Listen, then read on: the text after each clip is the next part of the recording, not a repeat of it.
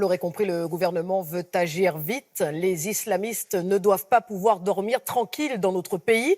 Déclaration d'Emmanuel Macron qui recevait ce matin la famille de Samuel Paty, enseignant dont la décapitation a parfois été saluée sur les réseaux sociaux. Les auteurs de 80 de ces messages ont été identifiés. Ils seront contrôlés, pourront faire l'objet de convocations ou de perquisitions. Saada Souban, Alice Broga et José Boulestex. Il y a les hommages en place publique. Mais derrière l'anonymat d'Internet, une centaine de commentaires glorifient le terroriste ou justifient son geste. Toutes les plateformes sont concernées, Facebook, YouTube, Twitter, une déferlante de haine à laquelle veut mettre fin le gouvernement. Depuis l'assassinat de ce professeur, 80 enquêtes ont été ouvertes sur la haine en ligne, contre tous ceux qui, de façon apologique, expliquaient que ce professeur l'avait bien cherché.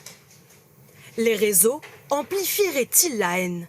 Oui, selon l'Union des étudiants juifs de France. En août dernier, l'association a attaqué Twitter face à son absence de modération. Quotidiennement, ils reçoivent des signalements, on leur signale des contenus illicites. On s'aperçoit que les tweets ne sont jamais retirés.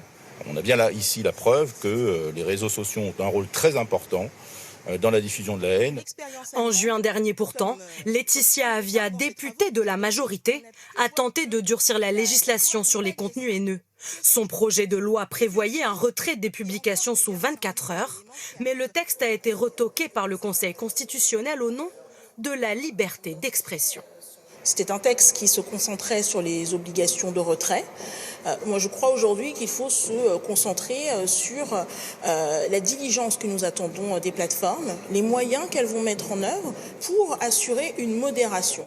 Mais selon cet acteur du numérique, contrôler les contenus est possible.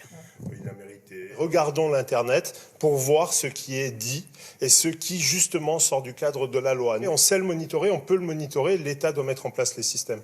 Un nouveau projet de loi contre la haine en ligne devrait justement être présenté dans les prochaines semaines.